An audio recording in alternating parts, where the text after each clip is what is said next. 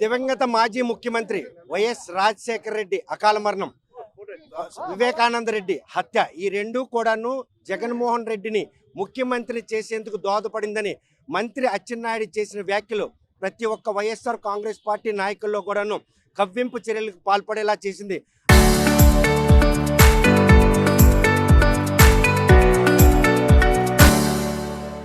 ఆయన చేసిన వ్యాఖ్యలు ఖండిస్తూ ఆయన దిష్టిబొమ్మను దగ్ధం చేసిన కేసులో మాత్రం ఈరోజు టెక్కల నియోజకవర్గ ఇన్ఛార్జి అయినటువంటి పేరాడ తిలక్ను పోలీసులు విచారణ నిమిత్తం తెల్లవారు పిలిచారు. అప్పటి నుండి ఇప్పటి వరకు విచారణ పేరుతో ఆయన్ని ఏ విధంగా చిత్రహింసలు చేశారు, అసలు అచ్చెన్నాయుడు చేసిన వ్యాఖ్యలు పరిగణనలు తీసుకున్నట్టు పోలీసులు వైఎస్ఆర్ కాంగ్రెస్ పార్టీ నాయకులు ఎందుకు టార్గెట్ చేస్తున్నారని వారు మాత్రం ప్రశ్నిస్తున్నారు. ఈ విషయంలో మాత్రం చనిపోయిన వారితో కూడాను రాజకీయం చేస్తున్నటువంటి మంత్రుల వ్యవహార శైలి యావత్ ఆంధ్రప్రదేశ్ ప్రజలందరూ కూడాను ముక్కును వేలేసుకుంటున్నారు. ఇటువంటి పరిణామాలు మునిపెన్నడూ ఆంధ్రప్రదేశ్ లేవు.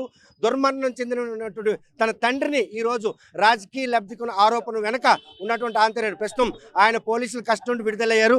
అసలు ఏం జరిగింది, ఎందుకు మిమ్మల్ని తీసుకెళ్లారు, తీసుకెళ్లిన తర్వాత ఇన్ని గంటల విచారణ, ఏం చేశారని ఇన్ని గంటల విచారణ? అచ్చెన్నాయుడు గారు రాజశేఖర రెడ్డి గారి మరణం జగన్మోహన్ రెడ్డి గారి కష్టం ఉందని చెప్పి ఆయన ఆరోపణ చేశారు. ఆయన ఆరోపణ చేశారా? ఒక ప్రభుత్వంలో ఒక భాగస్వామిగా ఉన్న మంత్రిగా ఉన్న అచ్చెన్నాయుడు గారు ఆ ఆరోపణ చేయటం వల్ల మేము ఆయనకి ప్రతిస్పందనగా ఇది ఒక సామాన్యమైన పౌరుడిగా అది తప్పు అని చెప్పి వైఎస్ఆర్ పార్టీ తరఫున మేము ఆయన్ని ఖండించడం జరిగింది.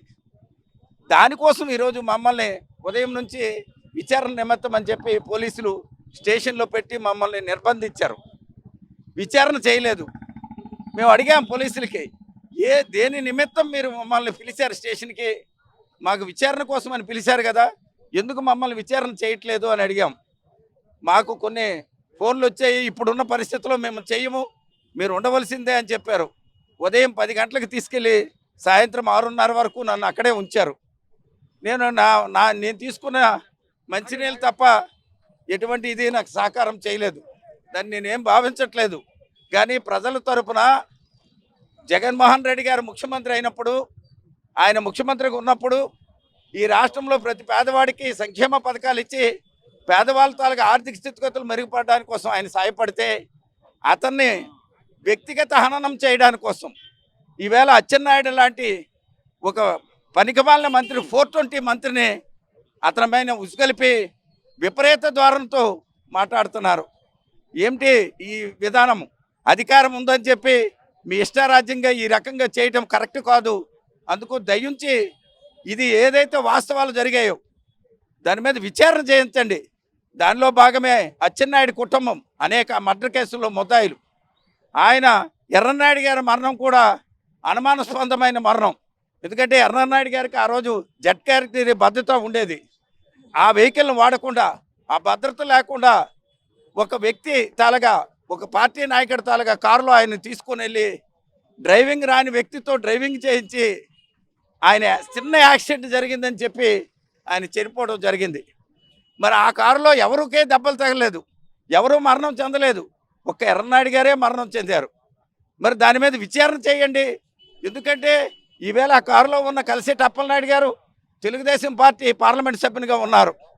చౌదరి బాబుజీ గారి భార్య జిల్లా పరిషత్ చైర్మన్గా ఆ రోజు 14-19 మధ్య పనిచేశారు. అంటే ఆ కారులో ప్రయాణించిన తెలుగుదేశం నాయకులకి మీరు పదవులు ఇచ్చారు. మరి ఆ విచారణ దానిలో ప్రధాన సూత్రధారి పాత్రధారి అయిన అచ్చెన్నాయుడే ఇవన్నీ వాళ్ళకి పదవులు ఇవ్వడానికి కారణము కనుక అచ్చెన్నాయుడు తాలుగా ఏదైతే దాంట్లో భాగస్వామ్యం ఉందో అది ఎంక్వైరీ చేయమని నేను డిమాండ్ చేశాను. కానీ అచ్చెన్నాయుడు కూడా ఒక సవాల్ ఇచ్చాడు. ఆ రోజు వైఎస్ రాజశేఖర రెడ్డి దుర్మరణం అంటే ప్రమాదం వెనుక బొత్స సత్యనారాయణ కూడా అనుమానం వ్యక్తం చేశారు, ధర్మాన ప్రసాద్ అనుమానం వ్యక్తం చేశారు. ఆ విషయాలనే నేను ఈరోజు ప్రజల దృష్టికి తీసుకెళ్ళాను అన్నారు. ఆ మాటల్లో ఏమైనా కూడా పొంతనలు ఉన్నాయా? అచ్చెన్నాయుడు అనేవాడు దుర్మార్గంగా అవసరాల కొద్దు ఊసర వెళ్ళేలా మాట్లాడతాడు. ఆయన మాట్లాడిన దానికి ఆయన జరిగిన దానికి సంబంధం లేదు. ఆ రోజు జరిగిన పరిస్థితులు ఏంటి? జగన్మోహన్ రెడ్డి గారు హస్తముందని జగన్మోహన్ రెడ్డి గారు ఈ రాష్ట్రంలోనే లేరని ఆరోపణ చేస్తున్నారు. ఒక తండ్రి మరణానికి ఏ నాయకుడైనా ఎప్పుడైనా ఒక కొడుకుగా ఎవరైనా అలా ప్రయత్నిస్తారా? ఇది భారతదేశ చరిత్రలో ఎక్కడైనా జరిగిందా? మరి ఆయన ఆ రోజు ఎక్కడున్నారు? జగన్మోహన్ రెడ్డి గారు స్వయంగా హైదరాబాద్లోనే అతని ఇంట్లోనే ఉన్నారు ఆ రోజు. అతను ఇదేంటి బెంగళూరులో ఉన్నారని చెప్పి అచ్చెన్నాయుడు గారు ఆరోపిస్తున్నారు. అవి ప్రూవ్ చేయమంటున్నాం. ఇది వాస్తవమని కాదని నువ్వు ప్రూవ్ చేయి. ఇవాళ గవర్నమెంట్లో ఉన్నావు, నీకు దమ్ముంటే అది ప్రూవ్ చేయి అచ్చెన్నాయుడు. నువ్వు చేసిన పాపాలను మేము ప్రూవ్ చేస్తాం. లేదా నువ్వు నమ్ముకున్న వెంకటేశ్వర సాక్షిగా నువ్వు రా, గుడికి వచ్చి ప్రమాణం చేయి, వెంకటేశ్వర స్వామిని గుడి దగ్గరకు వచ్చి ప్రమాణం చేయి. మేము చేస్తాం నువ్వు పాపాలు ఇన్ని పాపాలు చేసావని. ఎంతమంది హత్యలో నీ భాగస్వామ్యం ఉందో బహిరంగంగా మేము చెప్తున్నాం.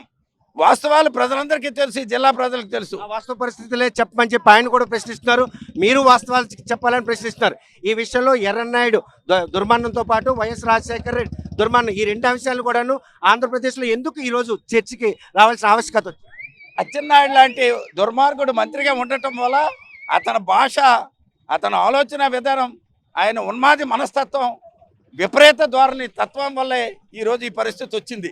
ఎందుకంటే జగన్మోహన్ రెడ్డి మీద విమర్శ చేస్తే నిన్ను క్యాబినెట్లో కొనసాగిస్తారని ఒక ఆలోచన పెట్టుకుని ఆయన ప్రవర్తిస్తున్నాడు. క్యాబినెట్లో ఉండడానికి కోసం, పదవుల కోసం ఎంత నీచానికైనా ఒడిగొట్టుకున్న వ్యక్తి అచ్చెన్నాయుడు గారు.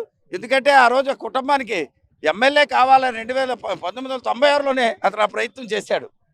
ఆ తర్వాత ఎర్రనాయుడు గారు మరణం తర్వాత చంద్రబాబు నాయుడు గారు ఎర్రనాయుడు భార్యకి ఎమ్మెల్యే టికెట్ ఇస్తామంటే సొంత వదిన మీదే కత్తి పెట్టుకుని దాడి చేయడానికి వెళ్ళిన దుర్మార్గుడు అచ్చెన్నాయుడు. ఇవన్నీ వాస్తవాలు వాళ్ళ కుటుంబానికి తెలుసు, ఈ జిల్లా ప్రజలకు తెలుసు. ఇదే నేను ఆరోపిస్తున్నాను, ఇదే నేను చెప్తున్నాను. దమ్ముంటే ఎంక్వైరీ చేయమనండి.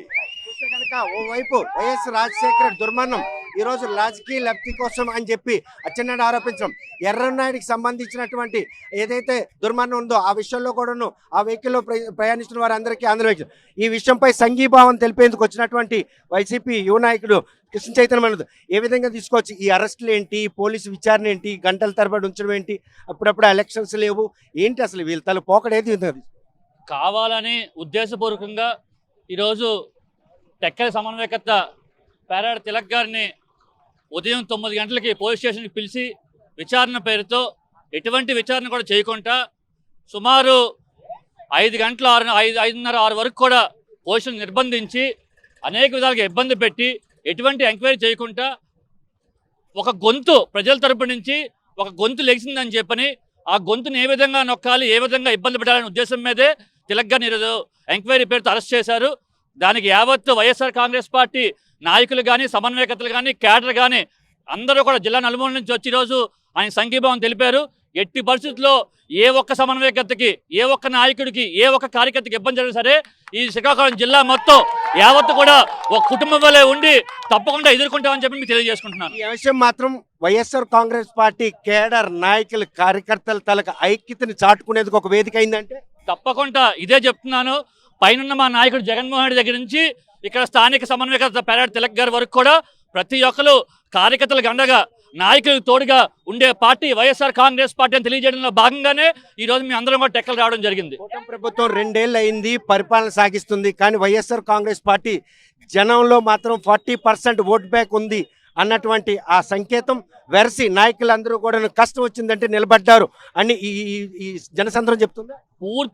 పూర్తిగా ఈరోజు ఉదయం 9వ గంట నుంచి తిలక్ గారు పోలీస్ స్టేషన్ అడుగుపెట్టినప్పటి నుంచి కూడా ఈరోజు సాయంత్రం 6 గంటల వరకు ఏ కార్యకర్త ఈరోజు టెక్కల నియోజకవర్గంలో కానీ, ఈరోజు జిల్లా నుంచి వచ్చిన నాయకులు కానీ, మాజీ మంత్రులు కానీ, ఈరోజు జిల్లా పార్టీ అధ్యక్షులు ధర్మాన కృష్ణదాస్ గారు కానీ, సమన్వయకర్తలు కానీ అందరూ కూడా పూర్తిగా ఒక సొంత కుటుంబ సభ్యుడు ఏ విధంగా ఇబ్బందులకు గురవుతూ అండగా ఉంటారో అదే విధంగా వైఎస్ఆర్ కాంగ్రెస్ పార్టీ అంతా కూడా ఒక కుటుంబం వల్లే ప్రతి కార్యకర్తకి ఈరోజు తిలక్ గారిగా కాదు, ప్రతి కార్యకర్తకి, ప్రతి నాయకుడికి కూడా అండగా నిలబడదామని చెప్పి నిర్ణయించుకుందని చెప్పి తెలియజేస్తున్నాను.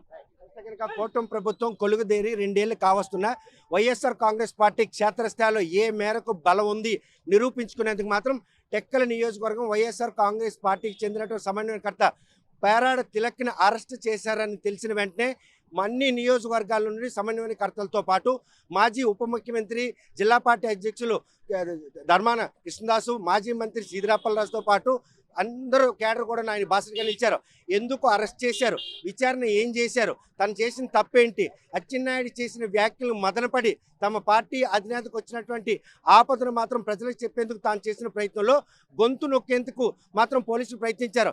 ఈ 6:30 గంటల విచారణలో మాత్రం ఎటువంటి స్పష్టత ఇవ్వకుండా మా నాయకులందరూ వచ్చిన తర్వాత పోలీసులు ఈరోజు విడిచిపెట్టడం, ఈ పరిణామాలన్నీ కూడాను భవిష్యత్తులో కూటమి ప్రభుత్వకు మాత్రం 3 రోజులు దగ్గర వచ్చేయడానికి మాత్రం ఒక హెచ్చరిక.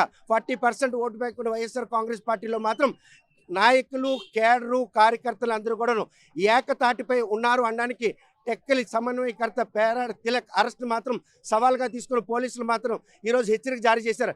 ఈ పరంపర కనుక కొనసాగినట్టయితే రేపు స్థానిక సంస్థల ఎన్నికల్లో వైఎస్ఆర్ కాంగ్రెస్ పార్టీ 2009కు ముందే విజయం సాగించే పరిణామాలు మాత్రం కళ్ళ ముందే కనిపిస్తున్నాయి అనడంలో ఎటువంటి అతిశక్తి లేదు. టెక్కల నుంచి వీడియో జర్నలిస్ట్ రామకృష్ణతో సత్యం, RTV, శ్రీకాకుళం.